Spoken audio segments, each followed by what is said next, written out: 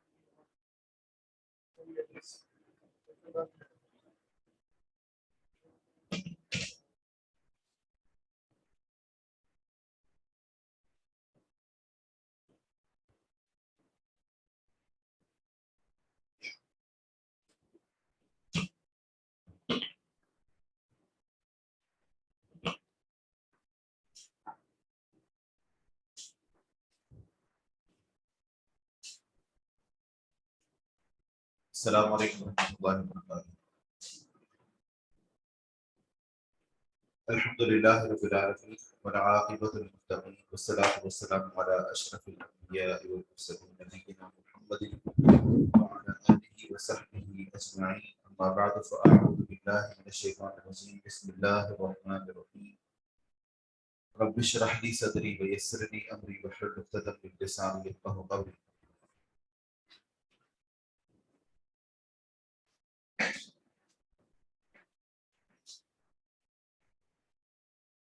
کل ہم نے تحیۃ المسجد کے بارے میں کچھ پڑھا تھا۔ امام نسائی رحمہ اللہ کا اس انداز سے بات قائم کرنا ہے، اس سے بھی معلوم ہوتا ہے کہ تحیۃ المسجد واجب نہیں ہے، اور یہی جمہور علماء اور محدثین کا قول ہے، تحیۃ المسجد واجب نہیں ہے۔ کیا اس بارے میں جو ہم نے حدیث پڑھی کعب بن مالک رضی اللہ عنہ کی، کیا اس کے علاوہ بھی دیگر احادیث موجود ہیں؟ تو بات یہ ہے کہ جب کوئی وجوب کا قائل نہیں ہے نا، تو احادیث اس بارے میں جو وارد نہیں ہیں ان سے استدلال ہے، تو یہی حدیث ہے۔ اور اس کے علاوہ بھی ایک اور حدیث ہے کہ ایک آدمی مسجد کے اندر داخل ہوا اور وہ لوگوں کی گردنیں پھیلاتا ہوا آگے آ رہا تھا، تو آپ علیہ الصلوۃ والسلام نے اسے فرمایا اجلس فقط آ گئی تھا، بیٹھ جاؤ، تم نے تکلیف پہنچائی۔ تو اس کو بھی جو آپ علیہ الصلوۃ والسلام نے فرمایا کہ بیٹھ جاؤ، یہ نہیں فرمایا کہ تم 2 رکعتیں پڑھو اور بیٹھ جاؤ، لیکن بہرحال اس میں یہ بھی احتمال موجود ہے کہ وہ پیچھے نماز پڑھ کر اور پھر آگے آیا ہو۔ تو تمام ادلہ کو دیکھ کر ابن حزم ظاہری کے علاوہ اور کوئی بھی تحیۃ المسجد کے وجوب کا قائل نہیں ہے۔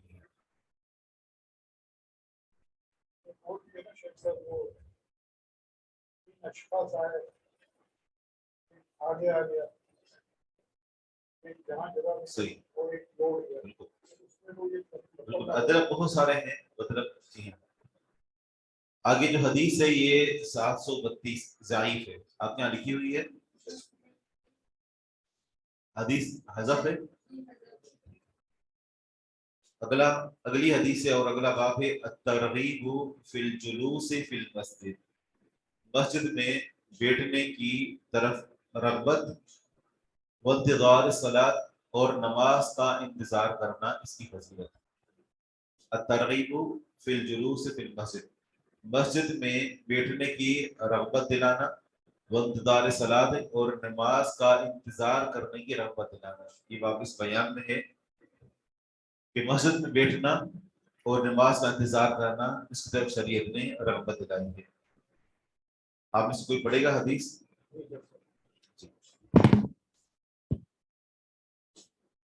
بسم اللہ الرحمن الرحیم، ان الحمد للہ الصلاۃ والسلام علی رسول اللہ وبعد، عن ابی ہریرہ ان رسول اللہ صلی اللہ علیہ وسلم الباب الترغیب فی الجلوس فی المسجد وانتظار الصلاۃ، وتحت حدیث عن ابی ہریرہ ان رسول اللہ صلی اللہ علیہ وسلم قال ان الملائکۃ تصلی علی احدکم ما دام فی مصلح الذي صلى فيه ما لم يحدث اللهم اغفر له اللهم ارحمه۔ دوسری بھی شمائلہ خان، میں آپ کا سوال نہیں سمجھا۔ حدیث کے آخر میں فیصلہ کا ذکر ہے، فیصلہ مطلب یہ کس حدیث میں ہے؟ حدیث کے آخر میں دوسری بھی پڑھ لیتے، دوسری بھی پڑھ لیتے، دوسری حدیث جی 34 پڑھ لیں وہ حدیث پر۔ عن سهل السعدي رضي الله عنه يقول سمعت رسول الله صلى الله عليه وسلم يقول من كان في المسجد ينتظر الصلاة فهو في الصلاة۔ یہ عربی میں لفظ لکھیں، سمجھ نہیں آیا۔ تخلف کون سا لفظ ہے؟ فیصل سمجھ نہیں آنا۔ اچھا، الترغیب فی الجلوس فی المسجد وانتظار الصلاۃ، سیدنا ابو ہریرہ رضی اللہ عنہ سے مروی ہے، فرماتے ہیں کہ بے شک رسول اللہ صلی اللہ علیہ وسلم نے فرمایا ان الملائکۃ، بے شک فرشتے، تصلی، رحمت کی دعائیں کرتے ہیں۔ وہ دعا کیا ہے؟ وہ آگے آ رہی ہے۔ دعائیں کرتے ہیں علی احدکم، تم میں سے کسی ایک پر، ما دام فی مصلاہ، جب تک وہ ہوتا ہے اپنی نماز پڑھنے کی جگہ، الذی صلی فیہ، کہ جس میں اس نے نماز پڑھی ہوتی ہے۔ فرشتے اس کے لیے دعائیں کرتے رہتے ہیں، ما لم یحدث، جب تک وہ بے وضو نہ ہو، جب تک کہ وہ بے وضو نہ ہو۔ فرشتے دعا کرتے ہیں اللہم اغفر لہ، یا اللہ تو اسے بخش دے، اللہم ارحمہ، یا اللہ تو اس پر رحم فرما۔ اس حدیث میں فرشتوں کا دعا کرنا اس کا ذکر ہے، اور یہ فرشتوں کی دعا اس صورت میں حاصل ہوتی ہے کہ جب انسان نماز پڑھنے کے بعد نماز پڑھنے کی جگہ پر موجود ہو۔ یہاں اس حدیث کے اندر جو الفاظ وارد ہوئے ہیں فی مصلاہ، نماز پڑھنے کی جگہ، یہاں پر عام طور پر ہمارے ذہنوں کے اندر ایک بات ہوتی ہے کہ جیسے امام کے ساتھ ہم نے نماز پڑھی یا ہم نے اکیلے نماز پڑھی اور سلام پھیر گئے اور اس جگہ پر بیٹھے ہیں تو اسی جگہ پر بیٹھے رہیں، آگے پیچھے نہ ہو۔ جبکہ مصلاحوں کے جو لفظ ہیں اس کے اندر اس بات کا احتمال بھی موجود ہے کہ یہاں پر مصلاح سے مراد پوری نماز پڑھنے کی جگہ، چاہے وہ مسجد ہو یا مصلاح ہو، یا پھر وہ جگہ جہاں اس نے نماز پڑھی، یہاں وہ مصلاح جہاں پر بیٹھ کر اس نے نماز پڑھی ہے۔ جیسے یہ کمرہ ہے نا، ہم اس کو مسجد نہیں کہیں گے، یہ ہوگا مصلاح، نماز پڑھنے کی جگہ۔ تو مطلب یہ ہے کہ اگر ایک بندہ اس نے نماز پڑھی اور اسی مسجد کے اندر رہا، یا نماز پڑھنے کی جگہ جس کو مصلاح کہا جاتا ہے وہاں پر، یا گھر کے اندر وہ مصلاح جو بچھانے والا ہوتا ہے اس کے اوپر اس نے نماز پڑھی، تو سارے اس کے اندر مفہوم داخل ہیں۔ ہمارے ذہنوں کے اندر جو بات ہوتی ہے نا کہ جس جگہ نماز پڑھی ہے، جہاں سجدہ کیا، جہاں تشہد کر کے بیٹھ گئے، تو اس کے آگے پیچھے دائیں بائیں نہیں ہو سکتے، صرف وہیں پر بیٹھنا ہوگا، تو یہ اس حدیث سے استدلال ہے۔ حدیث میں دونوں احتمال موجود ہیں۔ ایک احتمال تو یہی ہے کہ وہ نماز پڑھنے کی جگہ پر بیٹھا رہے، اور دوسرا ہے نماز پڑھنے کی جگہ میں بیٹھا رہے۔ جب ہم مانا دوسرا کریں گے، جگہ میں بٹھا رہے تو اس کے اندر کشادگی آ جائے گی، مطلب بندہ چلتا پھرتا رہے لیکن مسجد کے اندر ہی ہو، تو پھر بھی فرشتے اس کے لیے دعا کرتے رہتے ہیں۔ بہرحال دونوں معنی کا احتمال اس کے اندر موجود ہے۔ اور دوسرا جو اس حدیث کے اندر الفاظ وارد ہوئے ہیں کہ ما لم یحدث، جب تک وہ بے وضو نہ ہو، یعنی یہاں پر حدث اس کا معنی تو ایک یہی ہے بے وضو ہونا، لیکن اس کے معنی کے اندر مزید کشادگی ہے، اس کے اندر مزید معنی ہے۔ صحیح مسلم کی روایت کے اندر وہ الفاظ وارد ہوئے ہیں کہ ما لم یحدث سوءا، جب تک وہ وہی برائی کا کام نہ کرے۔ تو دونوں معنی اس کے اندر آ جائیں گے، ایک تو یہی کہ وہ بے وضو نہ ہو، اور دوسرا ہے کہ بھلے وہ باوضو ہو لیکن جب تک کہ وہ کوئی برائی کا کام نہ کرے۔ برائی کا کام کیا ہو سکتا ہے؟ مثلا وہاں بیٹھ کر جھوٹ بولے یا غیبت کرے، چغلی کرے، کسی کو گالی دے، کسی کو تکلیف پہنچائے نماز پڑھنے کی جگہ پر، تو پھر فرشتے اس کے لیے دعا کرنا بند کر دیتے ہیں۔ بات واضح ہے کہ یہاں پر حدث سے مراد صرف بے وضو ہونا نہیں ہے، بلکہ حدث سے مراد ہر طرح کا گناہ ہے، ہر طرح کی معصیت ہے، ہر طرح کی برائی ہے، کیونکہ اس کی وضاحت دوسری صحیح مسلم کی حدیث موجود ہے کہ ما لم یحدث فیہ، یا ما لم یحدث فیہ ما لم یقضی فیہ کے الفاظ ہیں۔ ما لم یحدث فیہ، جب تک وہ اس میں بے وضو نہ ہو، ما لم یقضی فیہ، جب تک وہ اس میں کسی کو تکلیف نہ دے۔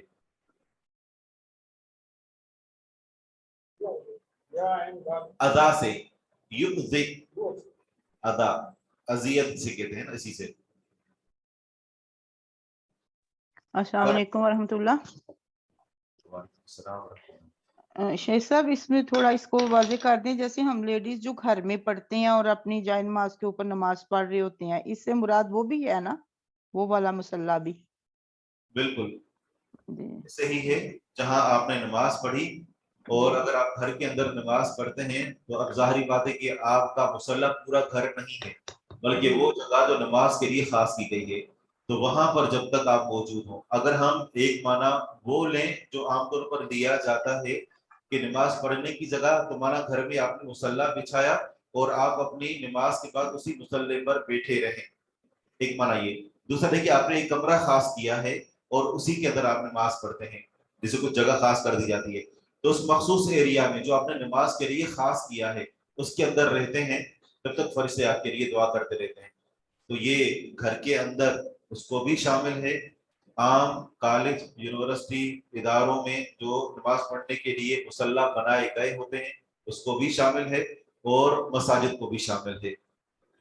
تو جو آپ نے مصلی بچھایا وہاں پر آپ نے نماز پڑھی اور وہیں پر آپ بیٹھے رہے اور وہاں سے آگے پیچھے نہیں ہوتے، تو اس کے اندر یہ بھی شامل ہے۔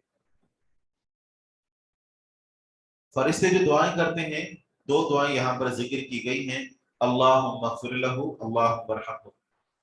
تو مغفرت اور رحمت ان دونوں کے اندر کیا فرق ہے؟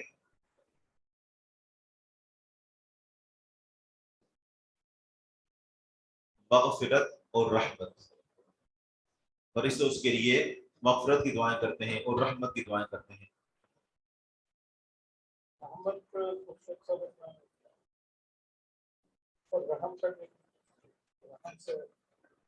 جی ہاں، ٹھیک ہے۔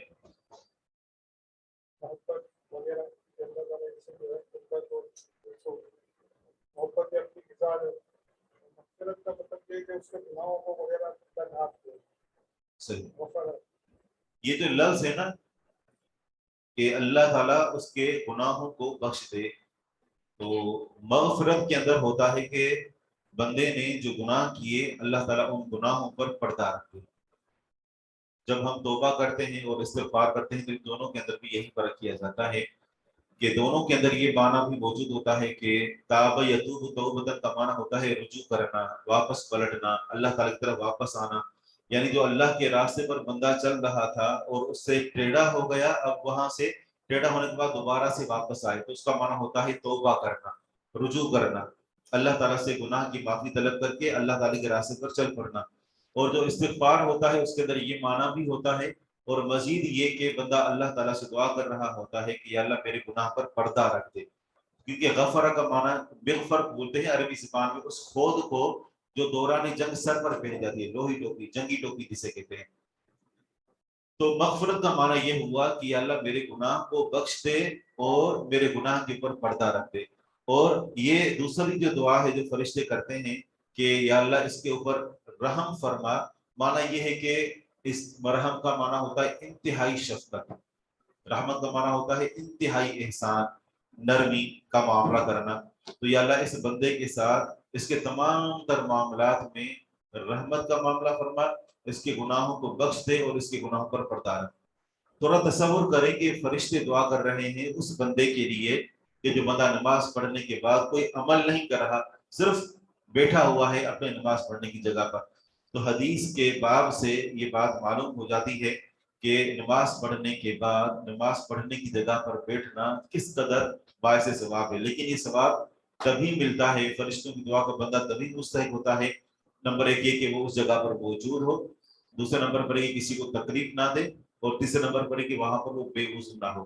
حافظ ابن حجر رحمہ اللہ اس حدیث کی جو ہے وہ شرح کے اندر فرماتے ہیں، صحیح بخاری صحیح مسلم میں بھی حدیث موجود ہے، کہتے ہیں کہ اس حدیث سے معلوم ہوتا ہے کہ مسجد کے اندر بے وضو ہونا، اس کا یہ سمجھے کہ یہ زیادہ قبیح ہے مسجد کے اندر تھوک پھینکنے سے.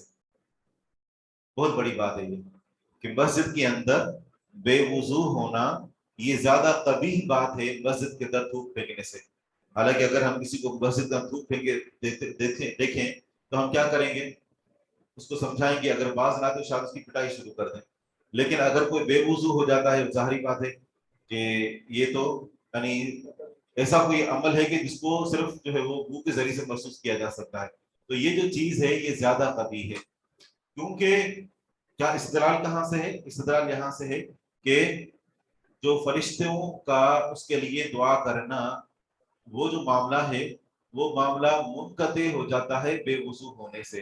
جبکہ تھوک پھینکنے کے بارے میں یہ نہیں کہا گیا کہ اگر کوئی بندہ مسجد کے اندر تھوک پھینکتا ہے، ظاہری بات ہے تھوک وہ نہیں جو قبلے کی سمت میں ہے، وہ تو ظاہری بات ہے گناہ ہے. مراد یعنی مسجد کے اندر تھوک پھینکنا، جیسے اپنے پاؤں کے نیچے تھوک پھینکنا، یا پھر یہ ہے کہ جسے ہم پیچھے ابواب کے اندر پڑھ چکے کہ اپنے بائیں طرف تھوک پھینکنا. مسجد کے اندر کچی اگر مسجد ہو اور بندہ تھوک پھینکتا ہے تو یہ اس کا گناہ نہیں ہے. لیکن اگر کوئی بندہ قبلے کی سمت تھوک پھینکتا ہے تو وہ تو ظاہری بات ہے گناہ ہے. لیکن یہ جو فرشتے دعا کرنا بند کر دیتے ہیں اس کی وجہ کیا ہوتی ہے؟ بے وضو ہونا. بات آئی سمجھ میں کہ مسجد کے اندر تھوک پھینکنا گناہ نہیں ہے، مسجد کے اندر بے وضو ہونا یہ زیادہ قبیح ہے. گناہ نہیں کہہ رہے، زیادہ قبیح ہے. اور ظاہری بات ہے کہ مسجد میں تھوک پھینکنے پر فرشتوں کا دعا بند کر دینا اس کا کوئی ذکر نہیں ہے. ہاں بے وضو ہونے پر فرشتے دعا بند کرتے ہیں، اس کا ذکر رہتا ہے. یہ دیکھیں اللہ تعالیٰ نے کیا ان کو فقاہت عطا فرمائی ہے، اور یہ ہوتا ہے بندوں کے پاس اللہ تبارک و تعالیٰ کی طرف سے دیا ہوا علم. آواز میں ایکو ہے، یہ تو پرانی بات ہے، کوئی نئی بات کریں. کون سی بات ہے؟ کیا نماز میں انتظار کرنے والے کے لیے بھی دعا کرتے ہیں اگر نماز کے ٹائم ہونے سے پہلے نماز کی جگہ انتظار کرے؟ کبھی کبھی کا معنی ناپسندیدہ، برا. نماز کا انتظار کرنا اذان کے بعد اور فرض نماز سے پہلے، اس کا کیا اجر ہے؟ اس کا اجر انشاءاللہ آگے آ رہا ہے.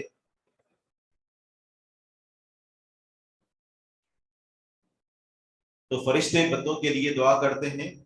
نمبر ایک یہ کہ نماز پڑھنے کے بعد اسی جگہ پر بیٹھے رہیں. نمبر دو بے وضو نہ ہو، اور نمبر تین کسی کو تکلیف نہ پہنچائیں. میری آواز دور سے آ رہی ہے؟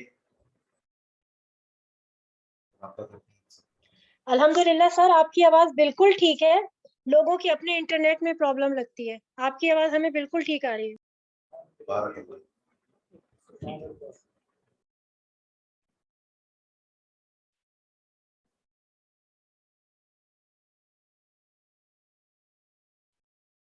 باب کے اندر جو پہلی حدیث تھی اس کا تعلق تھا کہ مسجد میں اپنی جگہ پر بیٹھنا اس کی فضیلت اور اس کی رغبت. جو دوسری حدیث ہے اس کے اندر جو فضیلت ذکر کی جا رہی ہے وہ نماز کا انتظار کرنے کی فضیلت ہے. نماز کا انتظار کرنا اس کی فضیلت زیادہ ہے یا نماز کے بعد بیٹھے رہنا اس کی فضیلت زیادہ ہے؟ انتظار کرنا تو مانا ہے کہ جب آپ مسجد کے اندر پہلے داخل ہو جاتے ہیں اور مسجد میں بیٹھ کر نماز کا انتظار کرتے رہتے ہیں یا اگلی نماز کا آپ انتظار کرتے رہتے ہیں، بھلے اپنے کام کاج میں مصروف رہتے ہیں، تو اس کا ثواب زیادہ ہے بالخصوص مسجد میں آنے کے بعد نماز کا انتظار کرتے رہنا. اس کے لیے تو نماز کا ثواب ہے، اور نماز کا جب ثواب ہے تو نماز پڑھنے والے کے لیے تو فرشتوں کی دعا سے بڑھ کر اجر ہے. سیدنا سہل بن سعد الساعدی رضی اللہ عنہ سے مروی ہے، فرماتے ہیں کہ میں نے رسول اللہ صلی اللہ علیہ وسلم سے سنا، آپ فرما رہے تھے من کان فی المسجد ینتظر الصلاۃ فہو فی الصلاۃ، جو بندہ مسجد میں ہوتا ہے نماز کا انتظار کر رہا ہوتا ہے تو وہ نماز میں ہوتا ہے، یعنی نماز کا اجر اس کو مسلسل ملتا رہتا ہے.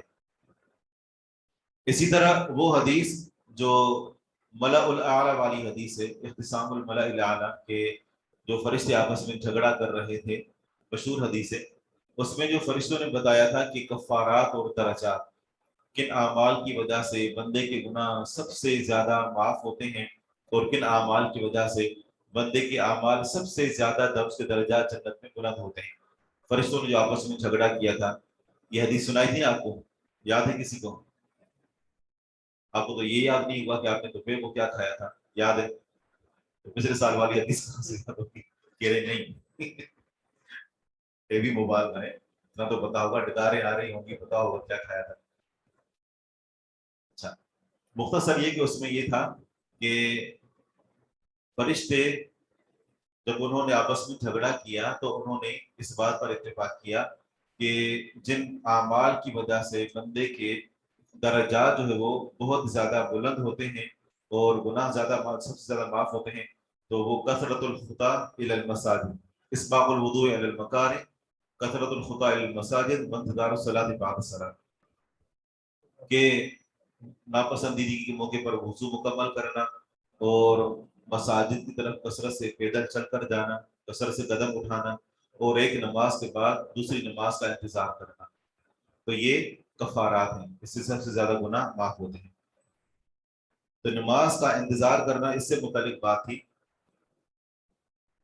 مسلسل بندہ نماز کا اجر حاصل کرتا رہتا ہے اور بندے کے گناہ بھی معاف ہوتے رہتے ہیں.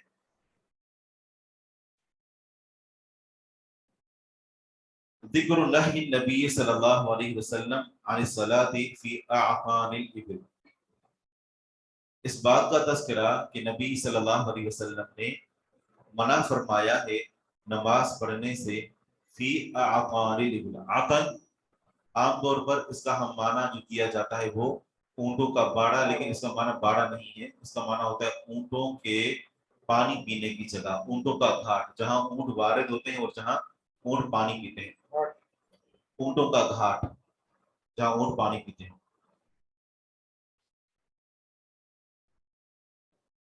حدیث کا نمبر ہے 735. رسول اللہ سیدنا عبداللہ بن مغفل رضی اللہ عنہ سے مروی ہے، بے شک رسول اللہ صلی اللہ علیہ وسلم نے نہا عن الصلاۃ فی اعقان الابل، بے شک آپ علیہ الصلوۃ والسلام نے منع فرمایا ہے نماز پڑھنے سے اونٹوں کے گھاٹ میں، اونٹوں کے پانی پینے کی جگہ، اور جہاں اونٹ بیٹھتے ہیں جو اونٹوں کا باڑا ہوتا ہے تو اس کے لیے آگے الفاظ آ رہے ہیں یہاں پر، بلکہ یہاں پر نہیں ہے. اسی طرح جو ہے وہ مبرکوں کی جمع آتی ہے مبارکوں، ٹھیک ہے نا، اور مبارک کا جو لفظ ہوتا ہے تو بلکہ مبروک جو لفظ ہے مبروک، ٹھیک ہے نا، تو مبروک جو لفظ استعمال ہوتا ہے تو وہ استعمال ہوتا ہے اونٹوں کے باڑے کے لیے، جہاں پر اونٹ برکہ سے لفظ کیا گیا ہے، مبروک اونٹوں کے باڑے کو کہا جاتا ہے. تو کیا حکمت ہے اونٹوں کے باڑے میں نماز پڑھنے سے؟ اچھا، کیا یہ اونٹوں کے حوض پر اونٹوں کے پانی پینے کی جگہ پر اور اونٹوں کے باڑے میں جو نماز پڑھنے سے منع کیا گیا ہے، کیا جب اونٹ موجود نہ ہو تو پھر ہم پڑھ سکتے ہیں؟ پڑھ سکتے ہیں، ظاہر کا خطرہ ہوتا ہے اونٹ کا ہونا، وہ شرارت جو ہے یہ عمل ہو سکتا ہے، یہ جو ہے اس کے لیے ضروری ہے جب آپ اونٹوں کے پانی پینے کی جگہ پر نماز نہیں پڑھیں گے یا اونٹوں کے باڑے میں نماز نہیں پڑھیں گے، یہ اس وقت ہے کہ جب اونٹ موجود ہوں، اور جب اونٹ موجود نہ ہو تو آپ پڑھ سکتے ہیں، کیونکہ جو مأکول اللحم حیوانات ہوتے ہیں جن کا گوشت کھایا جاتا ہے تو ان کا بول و براز جو ہوتا ہے وہ ناپاک نہیں ہوتا، تو اس جگہ پر اور مزید ہے وہ یہ کہ ہمیں یہ بھی ملتا ہے کہ آپ علیہ الصلوۃ والسلام کو اونٹ کے اوپر چڑھ کر جو نماز پڑھی ہے، بچے گدھے کے اوپر بھی نماز پڑھی لیکن گدھوں کے باڑوں میں تو نماز نہیں پڑھ سکتے۔ اور منع کرنے کی پیچھے حکمت یہی ہے کہ احادیث میں اس کا ذکر ملتا ہے کہ جو اونٹ ہیں، مناسب کی اگر جی اونٹ جو ہیں، اونٹ تو یہ آگ کے شعلے سے پیدا کیے گئے ہیں، اور آگ کے شعلے سے شیطان پیدا کیا گیا ہے، تو اس کے اندر شرارت زیادہ ہوتی ہے، یعنی اس کے اندر جو حقد ہوتا ہے، جو اگر یہ کسی انسان کے ساتھ نفرت کرنا شروع کر دیں تو ان کی نفرت بھی بڑی مشہور ہے کہ بندے کا آخر تک پیچھا نہیں چھوڑتے، یعنی ان کے اندر جو نا وہ جو کسی انسان کے خلاف بغض پایا جائے تو وہ بھی آخر تک رہتا ہے، تو ان کے اندر شیطانی زیادہ ہوتی ہے، تو خدشہ ہے کہ انسان کو نقصان پہنچے۔ اس کے مد مقابل جو بکریوں کا باڑا ہے تو وہ بیچارے کمزور جانور ہوتے ہیں، تو وہاں پر نماز پڑھنے کی اجازت ہے، بھلے بکریاں ہوں یا نہ ہوں۔ آپ کے شعبے سے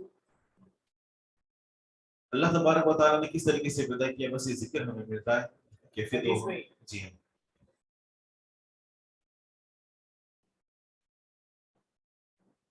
وضو کا اسی لیے زیادہ ہے۔ جی ہاں، وضو کرنے کے پیچھے بھی یہی حکمت بتائی جاتی ہے۔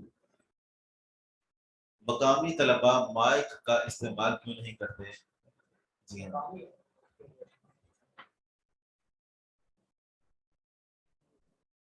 کی نام بہت مشہور ہے اردو کا، بالکل بہت سارے اسٹوڈنٹ کو مائک یوز کرنے کا پابند کریں، مائک کے جی ہاں۔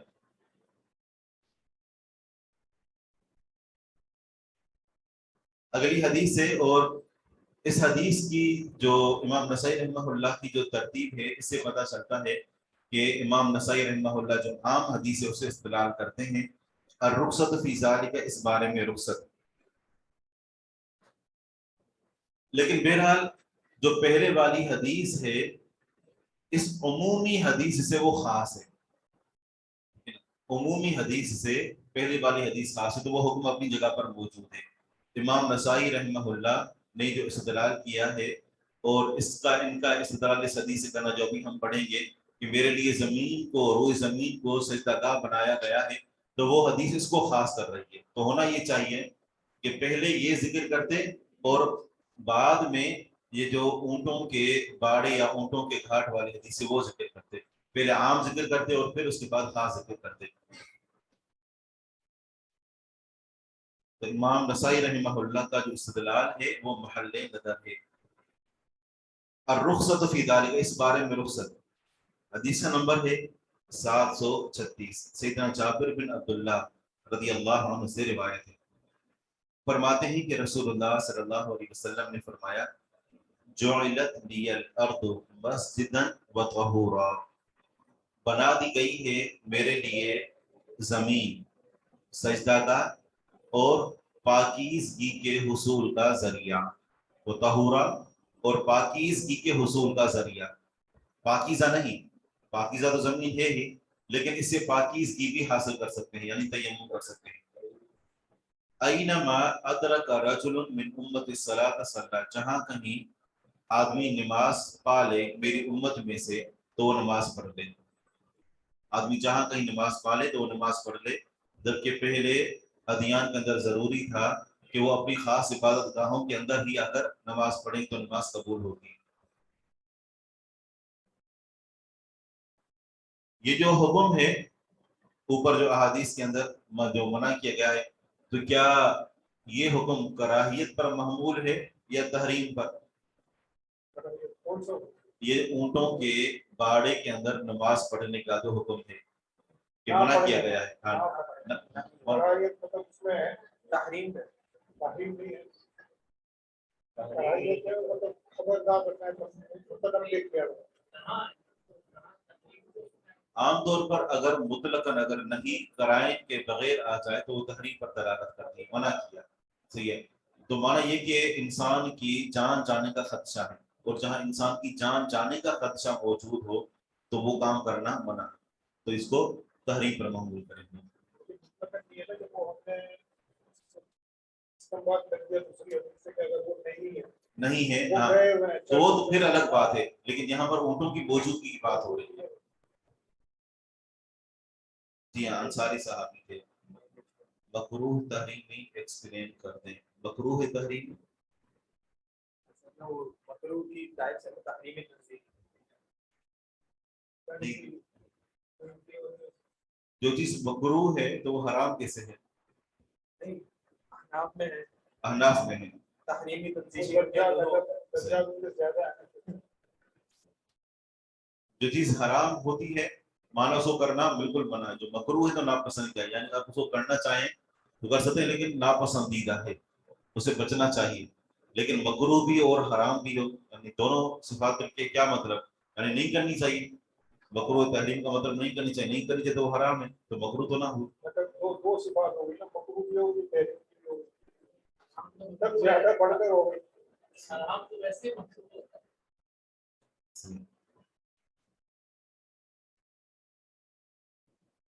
حدیث کا نمبر ہے آگے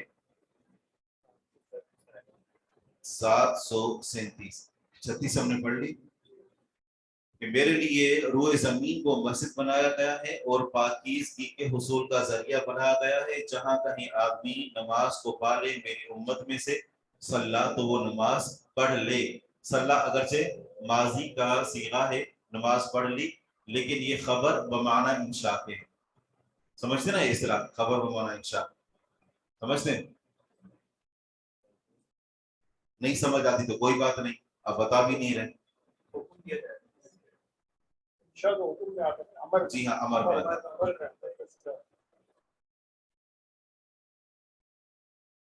الصلاۃ علی الحصیر، یہاں دو الفاظ وارد ہوئے ہیں، ایک ہے حصیر اور اگلی حدیث میں ہے الخمرہ.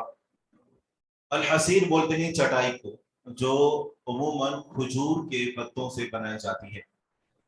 الحصیر چٹائی، جیسے حدیث میں نا تعرض الفتن اور القلوب کالحصیر عودا عودا، لیکن یہ تنکوں سے جوڑ کر بنائی جاتی ہے عموماً. لیکن کبھی ایسا ہوتا ہے کہ یہاں پر ہمارے یہاں یا بہت ساری جگہوں پر آپ نے دیکھا ہوا کہ اس کے لیے مختلف قسم کے پتے استعمال کیے جاتے ہیں. کھجور کے پتے تو چھوٹے ہوتے ہیں، کچھ ایسے پتے ہوتے ہیں جو انسان کے قد کے برابر ہوتے ہیں، تو ان پوروں کو توڑ کر اور آپس میں جوڑ کر اور پوری جو وہ چٹائی بنا لی جاتی ہے. تو کسی بھی چیز کی چٹائی لیکن جو پتوں سے مل کر بنی اور پتے کسی بھی چیز کے ہوں اس کو حصیر کہا جائے گا. اور الخمرہ، یہ جو لفظ ہے الخمرہ جو آگے آ رہا ہے، تو یہ بھی چٹائی ہوتی ہے لیکن یہ صرف سجدہ کرنے کی جگہ تک بالکل چھوٹی مختصر، جسے آپ چھوٹا مصلی کہہ لیں، جہاں پر صرف انسان کا سر اور اس کے ہاتھ آ سکتے ہیں، صرف اتنی جگہ. کیونکہ جی ہاں تپش وغیرہ سے بچنے کے لیے اور اس کو اٹھانا کرنا آسان تھا، تو اس وجہ سے یہ چھوٹی سی یعنی جو مصلی نما چیز ہوتی ہے اس کو اپنے ساتھ وہ رکھا کرتے تھے. تو ہم ترجمہ جب کریں گے تو الحصیر کا معنی کریں گے چٹائی، اور الخمرہ اس کا معنی کریں گے سجدہ گاہ. سجدہ گاہ سجدہ کرنے کی جگہ، سجدہ گاہ جیسے عید گاہ ہوتا ہے نا، یہ سجدہ گاہ. تھوڑا یہ لمبا ہو جائے گا.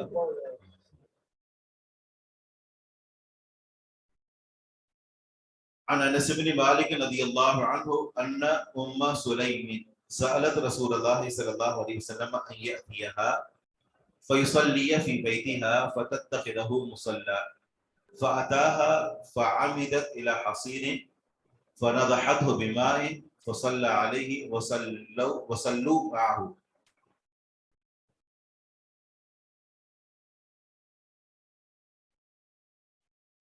وصلوا معه صحیح ماضی کا صیغہ ہے.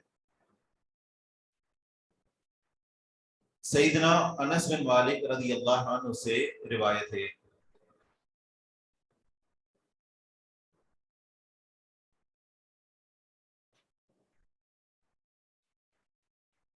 मुसल्ला डालने की क्या वजह है? इसलिए कि गर्मी से बचने के लिए। सैयदना अनस बिन मालिक रज़ियल्लाहु अन्हु से मरवी है कि बेशक उम्मे सुलैम जो उनकी वालिदा थी, उन्होंने रसूलुल्लाह सल्लल्लाहु अलैहि वसल्लम से सवाल किया अय्यतिहा, ये कि आप अलैहिस्सलातु वस्सलाम उनके पास आए, फयुसल्लिया फी बैतिहा, बस आप अलैहिस्सलातु वस्सलाम उनके घर में नमाज पढ़ाएं या नमाज पढ़ें, फतत्तखिदहु मुसल्ला, तो वो उस जगह को नमाज पढ़ने की जगह बना लें। उम्मे सुलैम रज़ियल्लाहु अन्हा ने रसूलुल्लाह सल्लल्लाहु अलैहि वसल्लम से सवाल किया, मुतालबा किया कि आप अलैहिस्सलातु वस्सलाम उनके पास आए, उनके घर में नमाज पढ़ें या पढ़ाएं, और जिस जगह पर आप अलैहिस्सलातु वस्सलाम नमाज पढ़ेंगे वो उस जगह को अपने लिए नमाज पढ़ने की जगह मुस्तकिल बना ले, वहीं पर वो नमाज पढ़ेंगी। फ़अताहा, बस आप अलैहिस्सलातु वस्सलाम उनके पास आए।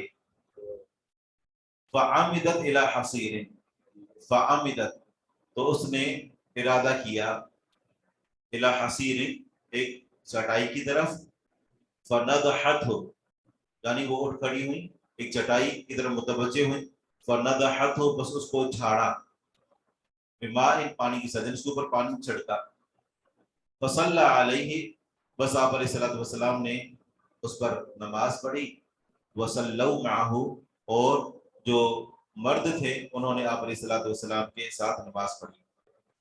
इस हदीस के अंदर हमें बहुत सारे मसाइल मालूम होते हैं। उनमें से एक ये कि वलीमा की दावत के बगैर भी किसी की दावत को कबूल करना, अगर कोई हमें बुलाए अपने किसी काम के लिए या दावत दे, तो हमारे लिए उसकी दावत को कबूल करना, इसका क्या हुक्म है? ये सुन्नत मुअक्कदा है या वाजिब है, या ये मुसलमान का हक है? सर ये इसका हक है मुसलमान। अगर हक कहेंगे तो फिर वाजिब हो जाएगा, और अगर ये कहेंगे कि सुन्नत है या सुन्नत मुअक्कदा है तो मान उसको छोड़ा भी जा सकता है, इत्माम करना चाहिए, तो क्या कहेंगे इसे? नहीं, ये हक है। जो हम हदीस पढ़ते हैं ना, हक़ुल मुस्लिम अलल मुस्लिम, तो उसके अंदर ये मौजूद है। और ये कि अगर कोई मुसलमान दावत देता है, भले उसके अंदर खाना पीना ना हो या थोड़ी बहुत जो भी ज़ियाफत हो, या वो अपनी किसी काम के लिए हमें बुलाता है, दावत देता है, लेकिन बाकायदा जिसको दावत कहा जा सके, दावत क्या होती है? आप हमारे घर तशरीफ ले आए, ये होती है दावत। लेकिन ये कि मुझे आपसे मिलना है, आपसे बात करनी है, ये दावत नहीं है, ये मशवरा वगैरह करना होगा। उसमें बंदा उज़्र भी पेश कर सकता है अगर वो माज़ूर है, मसरूफ है। लेकिन अगर कोई बुलाता है इस तरीके से और बाकायदा आपको अपने यहाँ आने की दावत देता है, उसके पीछे सबब जो भी हो, तो फिर ये वाजिब है उसकी दावत को कबूल करना, ये मुसलमान का हक है। और अहादीस का जो ज़ाहिर है वो भी इसी पर दलालत करता है। इन्होंने मुतालबा किया, आप अलैहिस्सलातु वस्सलाम इनके मुतालबे पर इनके घर चले गए। जी नहीं, मेरा मतलब ये था कि वलीमे के बगैर जो वलीमे की दावत है वो तो उसको कबूल करना वाजिब है, उसमें कोई इख्तिलाफ नहीं है। लेकिन वलीमे की दावत के अलावा अगर कोई बुलाता है तो उसकी दावत को कबूल करना क्या उसका हुक्म है, इस बारे में हमें वजाहत की। दूसरी जो इससे बात मालूम हुई वो ये कि जो नफली नमाज है, नफली नमाज को बाजमात पढ़ना, नफल नमाज हो उस नफल नमाज की जमात का यहाँ से सवाब मिलता है। जैसे अगर कोई रात को कुरान करीम की दोहराई करना चाहते हैं, या बच्चों को आप नमाज पढ़ाना सिखाना चाहते हैं, या उसे कोई भी वजह हो, फिर कुछ लोग जमा हो गए हैं और कहते हैं कि अब हम नफली नमाज का एहतमाम करते हैं, नमाज पढ़ते हैं, तो नफली नमाज की जमात भी हो सकती है। इस तहियतुल मस्जिद आप दाखिल होते हैं नमाज पढ़ने के लिए, आप मस्जिद के अंदर बैठना चाहते हैं, लेकिन आपके साथ कोई और भी आया, आप कहते हैं चलो दोनों इकट्ठे पढ़ लेते हैं, तो नफिल नमाज होगी ना, ये भी एक इजाफी नमाज है, तो उसकी भी जमात हो सकती है। शेख, ये इस हदीस से हमें ये मिलता है कि उन्होंने उस जगह को मखसूस कर लिया अपनी नमाज पढ़ने की जगह के लिए। तो इसी तरह जैसे घर में बहुत सारे लोग मखसूस कर देते हैं एक कमरे को नमाज पढ़ने के लिए और उसके अलावा कहीं पे नमाज नहीं पढ़ते हैं, तो इसका मतलब है कि वो भी सही है, क्योंकि بہت سارے لوگ یہ کہتے ہیں کہ نماز جگہ بدل بدل کے کرنی چاہیے کیونکہ وہ جس جگہ پہ نماز پڑھتی ہے وہ اس چیز کی گواہی دیتی ہے ان کی نماز کی. صحیح. یہاں پر جگہ سے مراد اس کونے یا اس جگہ کو مخصوص کرنا ہے. یہ نہیں کہ مطلب جس جگہ پر صرف پاؤں رکھنے کی جگہ ہی ہوگی, مطلب وہاں پر ہی جب آپ نماز پڑھتے ہیں فرض نماز, جیسے خاتون کو اگر کوئی گھر کے اندر نماز پڑھتی ہے تو وہ جو فرض نماز کے بعد جو سنتیں پڑھے گی تو تھوڑا سا اس جگہ سے ہٹ کر آگے یا پیچھے دائیں بائیں ہو کر, تاکہ اس کے پاؤں رکھنے کی جگہ تبدیل ہو جائے. باقی گھر کے اندر ایک کونا کیوں مخصوص کیا جاتا ہے؟ تاکہ وہاں پر یعنی کسی کا آنا نہ ہو, کوئی خلل واقع نہ ہو, اور بندہ اس کی پاکیزگی کا زیادہ بہتر طریقے سے اہتمام کر سکتا ہے. تو دونوں کے اندر کوئی اختلاف نہیں ہے. جس طریقے سے خواتون جو ہے اگر گھر کے اندر جگہ خاص کر لیتی ہے تو وہاں پر فرض نماز کے ساتھ ساتھ سنتیں پڑھنے کے لیے وہ تھوڑا سا اس کو تبدیل کر سکتی, کوئی حرج کی بات نہیں ہے اس میں, یہ بھی سنت عمل ہے.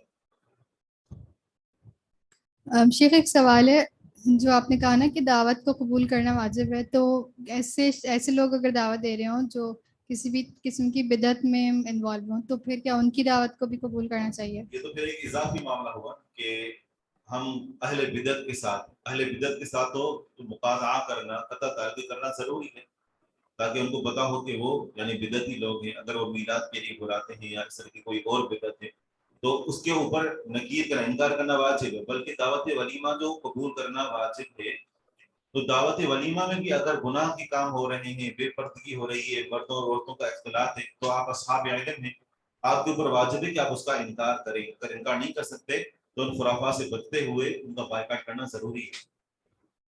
کم از کم آپ بری و ذمہ ہو جائیں گے. تو اس طرح کی دعوت قبول نہ کرنا واجب ہے, اس طرح کی دعوت جہاں بدعتیں ہو رہی ہوں یا گناہ کے کام ہو رہے ہیں. جی مطلب ایک بندہ نماز پڑھ رہا ہو پیچھے سے آگے دوسرا سے کرنا, اس میں بھی کہتے ہیں جائز ہے. جی باہر ہمارے خاص ہوتی ہے طریقہ جی سرس چل رہا ہے, جائز ہے. جائز ہے.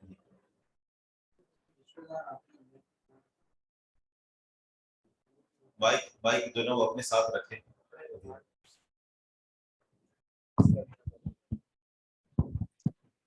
جیسا میں پوچھ رہا تھا, جیسے رشتے دار وغیرہ آتے ہیں تو ان میں بھی مرد اور عورتیں ہوتی ہیں, تو وہ بھی مخلوط کرائیں گے سب مل کے جب کھانا کھاتے ہیں؟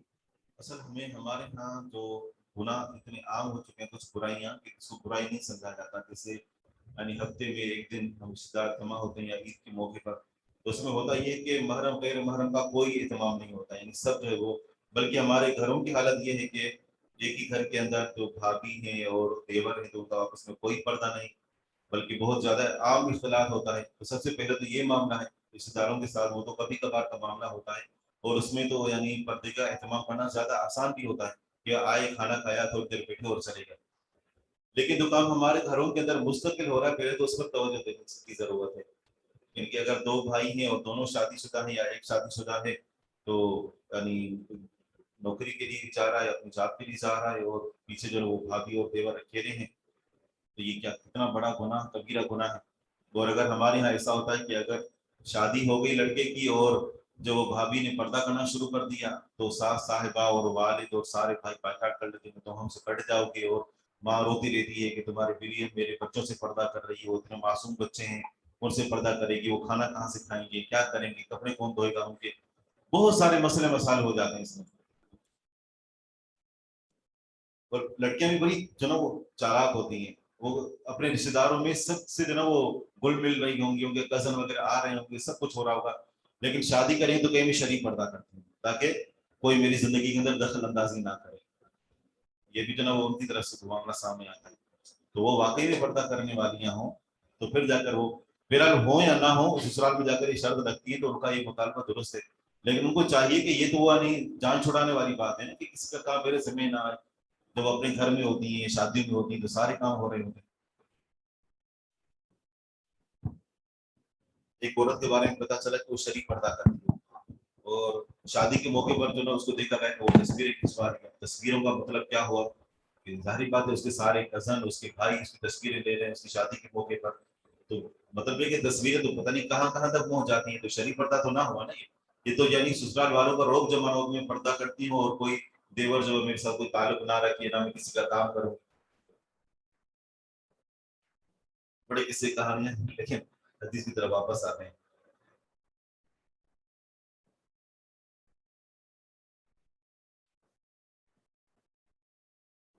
मतलब इस हदीस में 4-5 बहुत सारे मसले हैं। और भी मसाइल जी हाँ, उनमें से एक मसला ये भी है कि इन्होंने चटाई के ऊपर पानी क्यों छटता है, इसके पीछे दो वजूहात थी। या तो इसलिए है कि इसके ऊपर शायद नजासत का एहतमाल था, घरों के अंदर छोटे छोटे बच्चे होते हैं तो मुमकिन होता है कि उन्होंने कार्रवाई कर दी हो, या फिर ये कि उसको नरम करने के लिए और साफ करने के लिए उन्होंने पानी छिड़का ताकि आप अलैहिस्सलाम उस पर नमाज पढ़ेंगे तो वो नरम हो और साफ हो।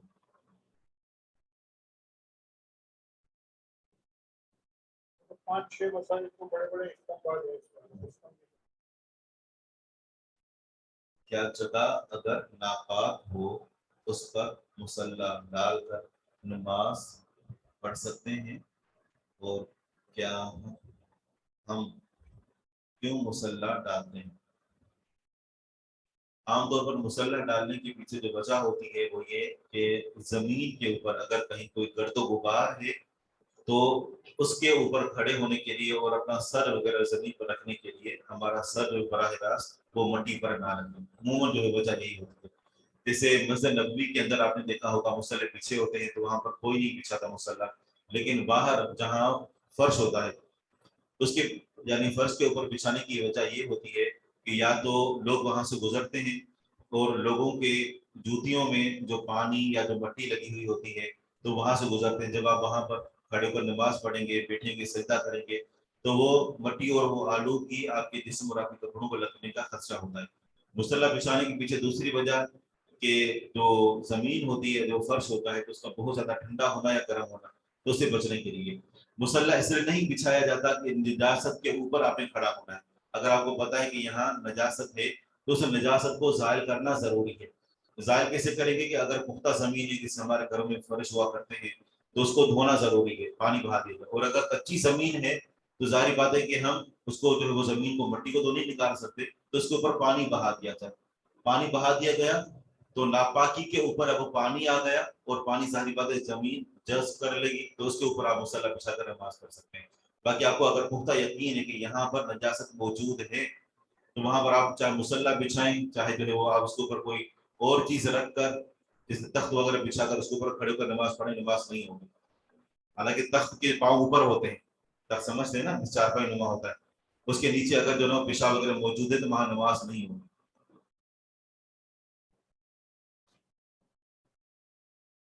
यहाँ सवाल पैदा होता है कि फिर कुछ मसाइल ऐसी होती है कि बाथरूम के ऊपर नमाज पढ़ने की जगह होती है, बात है ना, ठीक है, तो क्या वहां पर नमाज हो जाती है? नीचे बाथरूम और ऊपर जो है वो, बल्कि हमारे यहाँ तो एक मसला भी आया था कि इमाम साहब अपनी बीवी के साथ ऊपर सोए रहते हैं और नीचे लोगों नमाज पढ़ रहे होते हैं, तो क्या ये जायज है उनको ऊपर रिहाइश देना? यहाँ तक भी सवाल आते हैं।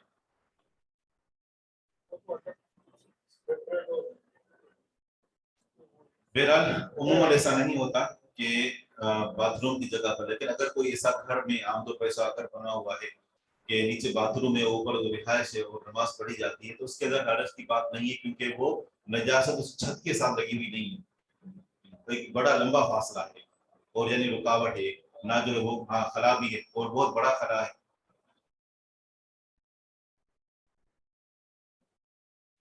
फनज़हब को माना है कि उसके ऊपर झाड़ा या उसके ऊपर छिड़का पानी। अगली हदीस है अस्सलातु अलल खुमरत, खुमरा का माना हमने कर दिया यानी सजदागाह। अन मैमूना रज़ियल्लाहु अन्हा, हदीस का नंबर है 738। रसूलुल्लाह सल्लल्लाहु अलैहि वसल्लम कान युसल्ली अलल खुमरा, आप अलैहिस्सलातु वस्सलाम नमाज पढ़ा करते थे सजदागाह पर, यानी सिर्फ इतनी जगह थी जहां पर सिर्फ इंसान अपना सर और अपने हाथ रख सके। अस्सलातु अलल मिंबर, मिंबर पर नमाज पढ़ने का बयान। नमाज अगर बंदा मिंबर पर पढ़ेगा, मिंबर के जो वो स्टेप होते हैं, सीढ़ियां होती हैं, तो सारी बातें वहां पर इंसान खड़ा हो सकता है, रुकू कर सकता है, लेकिन सजदा नहीं कर सकता। नमाज मिंबर पर पढ़ने का लाजमी नतीजा है कि जो इमाम होगा वो मुक्तदियों से ऊंचा होगा, सही है? तो इमाम बिला वजह جو ہے وہ مقتدیوں سے مستقل طور پر اونچی جگہ پر کھڑا ہو تو درست نہیں ہے، لیکن اگر تعلیم کے لیے اور ممبر پر کھڑے ہو کر نماز پڑھاتا ہے اور مقتدی جو اس کے پیچھے ہیں تو پھر ٹھیک ہے، مگر اکیلا امام مستقل. آپ نے دیکھا ہوگا مسجد نبوی میں جہاں جو مؤذن اذان دیتا ہے تو وہ چبوترا نما ایک چھوٹا سا کمرہ، ایک چھت بنی ہوئی ہے، وہاں پر جو مؤذن ہوتا ہے وہ اکیلا نہیں ہوتا، کیونکہ اکیلے بندے کا امام کے پیچھے مستقل اور اونچی جگہ پر نماز پڑھنا منع ہے، اس وجہ سے ان کے ساتھ کئی افراد ہوتے ہیں. یہ روایت صحیح بخاری اور صحیح مسلم کی ہے، حدیث کا نمبر ہے 739. جی سجدہ نہیں کریں گے، اتر آئیں گے اسے. جی ہاں، حدیث کے اندر پورا اس کا جو ہے تذکرہ موجود ہے.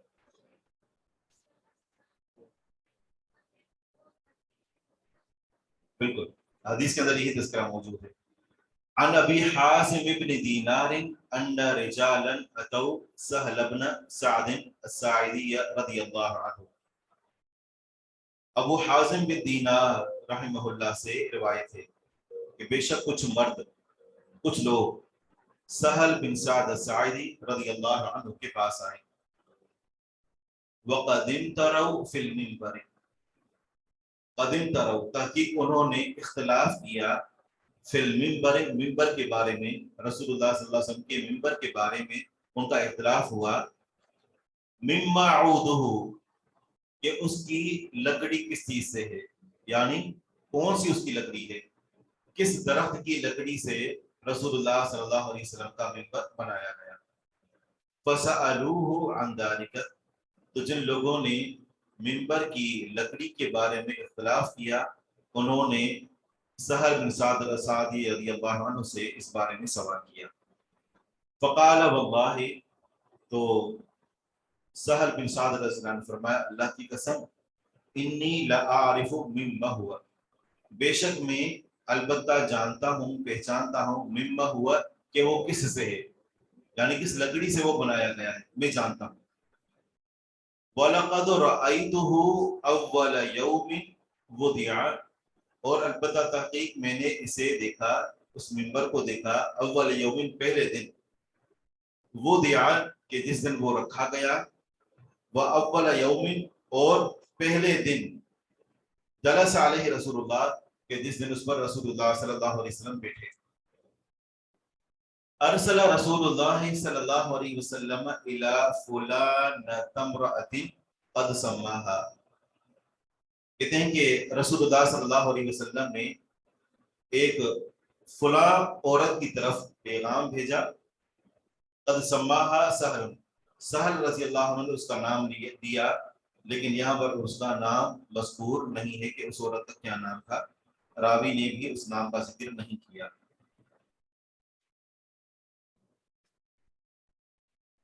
اچھا، پھر اس کے بعد کہتے ہیں کہ آپ علیہ الصلوۃ والسلام نے عورت کی طرف پیغام بھیجا کہ انبری غلامک النجار، اس کی طرف پیغام بھیجا کہ تم اپنے بڑھئی غلام کو حکم دو، اپنے بڑھئی غلام کو حکم دو، ان یعمل لی اعوادا، یہ کہ وہ بنائے میرے لیے لکڑیاں، اعوادا لکڑیاں، یا مطلب منبر بنائے.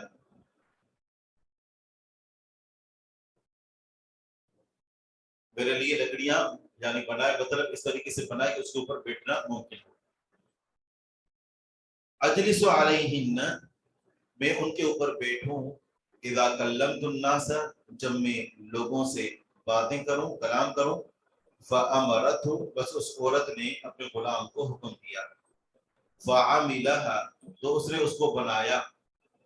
من طرفاء الغابۃ، عام طور پر غابہ کا لفظ جنگل کے لیے بولا جاتا ہے، لیکن مدینہ میں ایک خاص جگہ تھی جس کو غابہ کا نام دیا جاتا تھا، اور طرفا الغابۃ، طرفا بولتے ہیں جھاؤ کے درخت کو، طرفا جھاؤ کا درخت. یہ مجھے بھی پتہ نہیں کہ جھاؤ کیا ہوتا ہے، لیکن بہرحال اس کا معنی یہی ہے، یہ جنگلی درخت جو ہوتے ہیں ان میں سے کوئی ایک درخت ہے. اس کو اگر دیکھا جائے تو ممکن ہے کہ اس کی ہمیں تصویر مل سکتی ہے.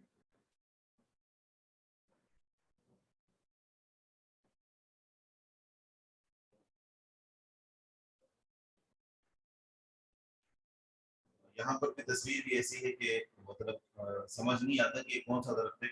आमतौर पर हमारे यहाँ जो दरख्त मारूफ है ना, तो वो दरख्त मारूफ है कि जो जिनके या तो फल इस्तेमाल किए जाते हैं, और कुछ मशहूर दरख्त हैं जो जंगली होते हैं, जैसे मिसाल कीकर का दरख्त, पीपल का। लेकिन ये जो है यानी ऐसा होता है कि झाऊ आमतौर पर कब्रिस्तानों के अंदर ये होता है, इसकी शक्ल तो देखी हुई लग रही है, और यानी तो बिल्कुल पतले पतले से और बालों नुमा इसके पत्ते होते हैं, जैसे बाल कैसे होते हैं इस तरह जो है उसके पत्ते निकले होते हैं बालों की तरह, बाकायदा इसके चौड़े पत्ते नहीं होते, पतले से। जैसे आप देखेंगे तो मजीद आपको समझ आएगा।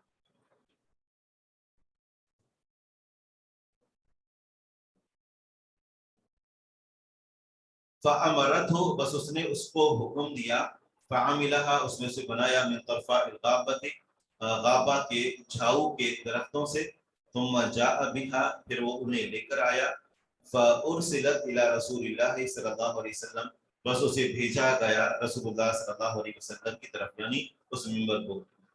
फ़अमर बिहा, बस आप अलैहिस्सलातु वस्सलाम ने उसके बारे में हुक्म दिया, फ़वुदिअत हा हुना, बस उसे यहाँ रखा गया, यानी मस्जिद नबवी में। तुम रअयतु रसूलुल्लाह सल्लल्लाहु अलैहि वसल्लम रक़िया, फिर मैंने देखा रसूलुल्लाह सल्लल्लाहु अलैहि वसल्लम को कि रक़िया चढ़े, यानी मिंबर पर चढ़े, फसल्ला अलैहा, बस उस पर नमाज पढ़ाई, व कब्बर, और तकबीर कही, वह हुआ अलैहा, इस हाल में कि आप अलैहिस्सलातु वस्सलाम मिंबर पर थे। तुम रकअ वह हुआ अलैहा, फिर आप अलैहिस्सलातु वस्सलाम ने रुकू किया, इस हाल में कि आप उसी पर थे, मिंबर पर ही रुकू किया। तुम नज़ल अल-कहक़रा, तुम नज़ल, फिर उतरे, अल-कहक़रा, उल्टे पांव, कहक़रा उल्टे पांव, यानी मिंबर पर जाहिर बात है सजदा नहीं हो सकता था, तो किबला रुखी थे और पांव पीछे की तरफ मोड़े, पीछे की तरफ किए, दूसरा पांव भी पीछे की किया, और फिर इसी तरफ जब वो उल्टे पांव चलते हुए इतना यानी मिंबर से पीछे आ गए कि जितना आप मिंबर की जड़ में, मिंबर के यानी जहां उसके पाए थे, ठीक है ना, तो वहां पर आप सजदा कर सकें।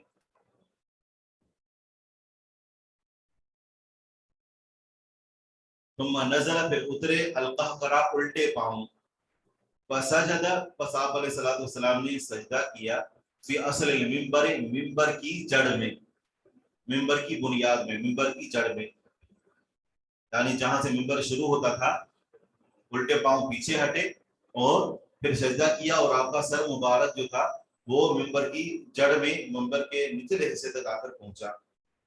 तुम आद, फिर आप अलैहिस्सलातु वस्सलाम लौटे, यानी दोबारा से इसी तरह मिंबर पर चढ़े, मिंबर पर क़याम किया, मिंबर पर रुकू किया, फिर दोबारा से वापस पलटे और मिंबर की जड़ में सजदा किया।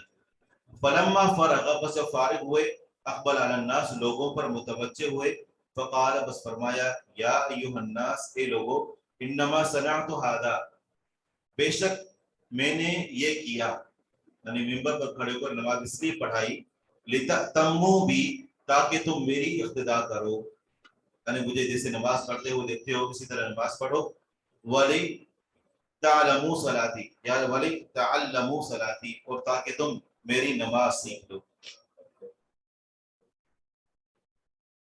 सोहेल बिन साद सानी जो है वो आखिरी सालों में ईमान लाए थे। सही। और ये कि बाद में जो ये मिंबर था, तो मस्जिद नबवी के अंदर तारीख में कई मर्तबा आग लगी, तो ये जो मिंबर था वो आग के अंदर चल गया था। जी, तमाम आपने जो लफ्ज इस्तेमाल किया तो कौन पूछा था, वो कौन सा था? ताकि तुम मेरी इक़्तिदा करो, जिसे हदीस में ना इन्नमा जुइल इमाम लियुतम्मा बिही, हाँ, और ये कि ये जो आवाज का जो लफ्ज है ना उसकी तरफ लौट रहा है।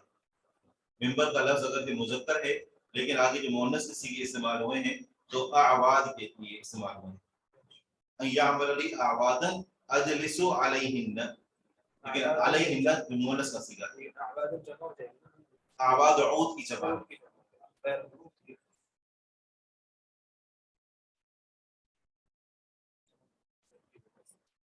अगर मजबूरी हो दावत में ना जा सके तो फिर ये उससे माजरत कर लें, अगर नहीं जा सकते किसी दावत में, उसका हक है, हक अदा नहीं कर सकते, तो फिर माजरत करना उससे।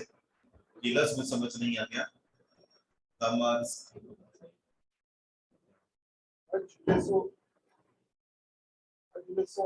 ऐसे इसके बाद हम कुछ सीधा कर सकते हैं, कुर्सी वगैरह होगी। मेरा लिए एक अलग मसला है और मुझे का मारकतुल आरा मसला है, कुर्सी पर बैठ कर नमाज पढ़ना। जी अकबला अलन नास, लोगों पर मुतवज्जे हुए। कलीसा या इसके अलावा जहाँ पर अल्लाह की इबादत है, वहाँ पे सजदा करना, वो उतना हो, अगर वहां पर उस इबादत गाह को तोड़कर नहीं पता रोशन बना है, यहाँ पे आके अपनी इबादत कर सकते हैं। अगर मिसाल जैसे गैर मुस्लिम मुल्क है और वहां पर गैरुल्लाह की इबादत नहीं हो रही, भले उसकी दीवार जो है वो मुत्तसिल है, तो उसके अंदर कोई हरज नहीं, जगह अलग होनी जरूरी है। हाँ, लेकिन वहां पर मूर्तियां वगैरह ना हो, कोई गैरुल्लाह की इबादत ना हो रही हो।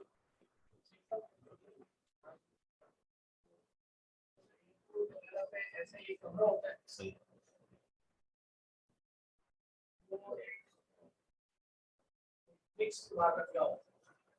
अगर वहां पर उनकी जो सलीब वगैरह लगी हुई है, वो कोई मूर्ति लगी हुई है, यानी सबके लिए ना वो कि अपने अपने इलाके को जहाँ देखो उसकी इबादत करो, ठीक है ना, तो ये तो जायज नहीं है वहां पर। बल्कि यहाँ तो रमजान में भी ऐसा हुआ था और लोग बड़ा इसके ऊपर फख्र कर रहे थे कि सिखों ने भाई मुसलमानों को इफ्तारी करवाई है और उनकी इबादत गाहों के अंदर, तो वहां पर जाकर नाजायज है ये। तमू का माना है तो मेरी इब्तिदा करो, मेरी मेरी करो। सुभान अल्लाह।